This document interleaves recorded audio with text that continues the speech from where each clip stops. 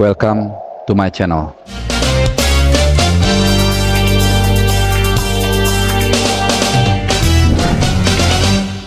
Halo, salam sehat teman-teman semua. Salam tim nasional Indonesia juga, dan masih di channel Bung Harapa, dan tentunya masih dalam kita mengawal, mendoakan, mensupport dan juga menyiarkan, mengupdate kabar terbaru perjuangan adik-adik kita tim nasional Under 23 yang dalam kurang lebih 48 jam atau 2 hari dari sekarang akan menjalani partai hidup mati menghadapi Guinea. Ya, sekali lagi bacanya Guinea ya, bukan Guinea, bukan Guinea. Ya, seperti kita baca Papua Nugini gitu ya. Yang tentunya ini akan menjadi satu tiket terakhir untuk cabang sepak bola di Olimpiade 2024 nanti di Paris Juli sampai dengan Agustus. Ya, ini akan menjadi video update gua aja, jadi nggak terlalu lama. Gue akan membahas atau ngupdate 2-3 topik. Yang pertama adalah soal Justin Hubner, kemudian yang kedua soal wasit secara umum. Ya, karena kita semua mungkin udah tahu ya, wasit VAR yang memimpin nanti itu akan kembali digawangi oleh Sivakom Puudom. Ini gue hampir nggak pernah gue bahas wasit. Tapi kali ini bukan hanya soal Sivakom Puudomnya itu sendiri, tapi nanti akan gue breakdown lebih jauh lagi. Oke? Nah, yang pertama soal Justin Hubner, ini memang dalam video 1-2 video gue terakhir, gue sempat mengapungkan wacana atau analisa yang bersangkutan ini akan sulit dilepas oleh Kereso Osaka, mengingat yang bersangkutan itu setelah pertandingan menghadapi Irak ya, waktu di Qatar itu dia langsung terbang ke Jepang untuk memperkuat klubnya Kereso Osaka. Nah, ini ada satu fakta yang menarik teman-teman ya. Setelah pertandingan melawan Irak tersebut, Kereso memang sudah menjalani 2 pertandingan ya, dimana ini menarik ya, dalam 2 pertandingan tersebut yang salah satunya berlangsung kemarin tanggal 6 ya, tanggal 6 itu dua-duanya itu tidak ada sama sekali nama Justin Hubner, baik di bangku cadangan apalagi di starter.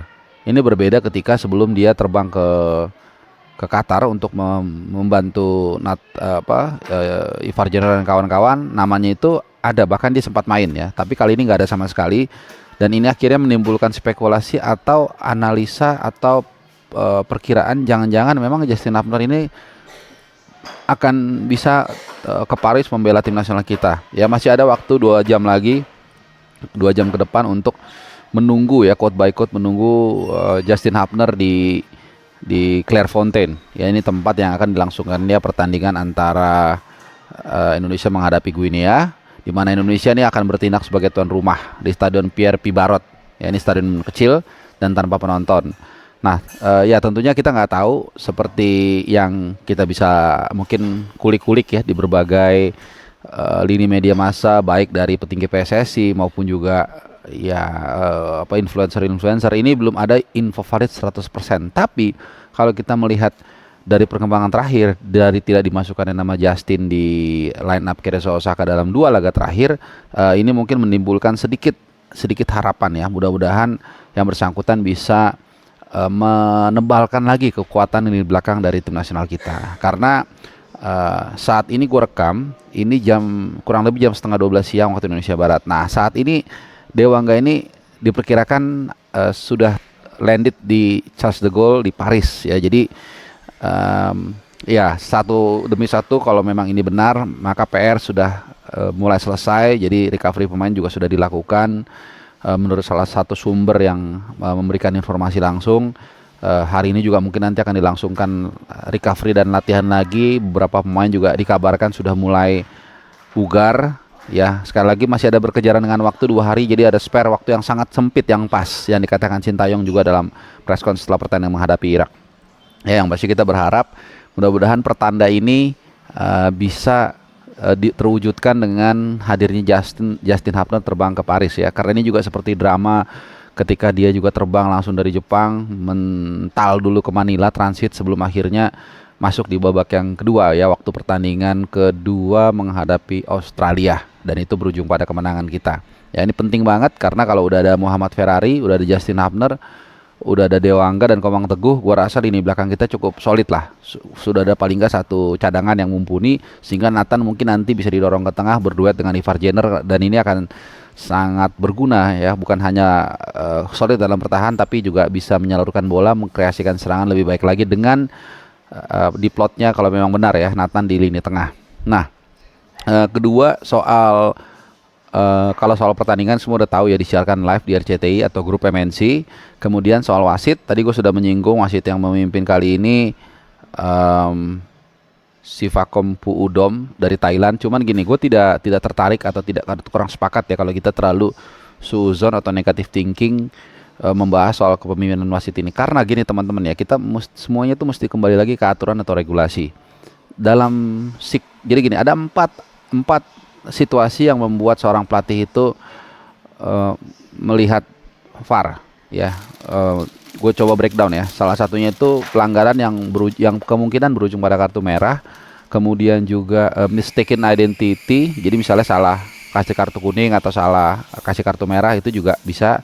Kemudian gol nggak gol, dan satu lagi itu apalah gue lupa, ada 4. Nah, itu semua sebenarnya tetap yang memegang otoritas atau prerogatif itu wasit utama. Jadi man behind the gun itu adalah semua ada 4 wasit di lapangan, dan juga ada mungkin 3 atau 4 wasit VAR di ruang VAR, itu semua tetap yang memegang kendali itu wasit utama gitu.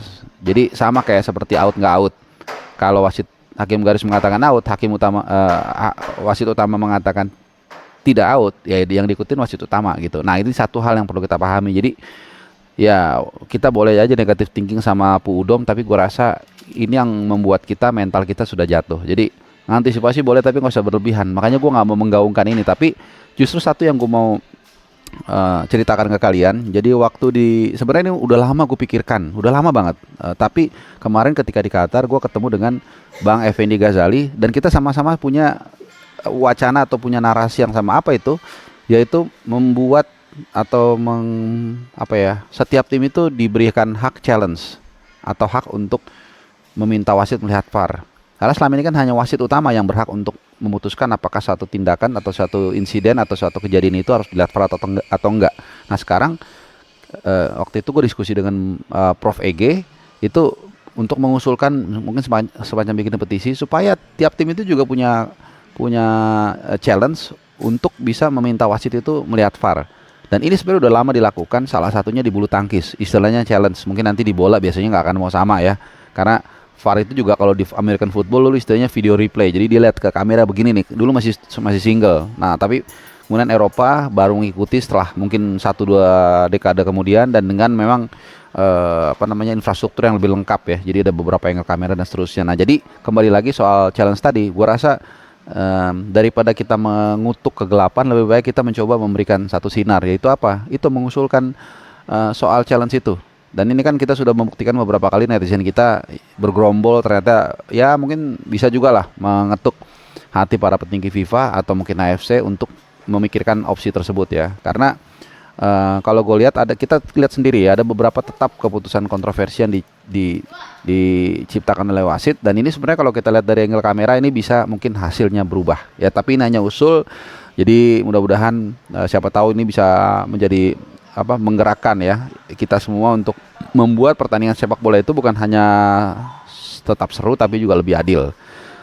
Oke, jadi itu dulu mungkin sementara ini update dari gua terkait dengan potensi Justin Hapner bisa main atau enggak. Tapi walau alam mungkin kita teman-teman netizen juga sangat rajin untuk belusukan mencari informasi di berbagai sosial media pribadi dari petinggi-petinggi PSSI atau pemain untuk melihat apakah Justin Hapner akan terbang ke Paris atau enggak. Masih ada 2 hari, kita berharap yang terbaik, tapi apapun itu kita harus prepare for the worst kalau tanpa Hapner. Terima kasih udah nonton, dan gue berharap kalian dalam keadaan baik-baik semua, dalam keadaan sehat, dan jangan lupa like, subscribe, dan juga yang paling penting nyalakan loncengnya, jadi kalau ada video-video gue yang kadang-kadang uploadnya random kalian gak ketinggalan. Terima kasih.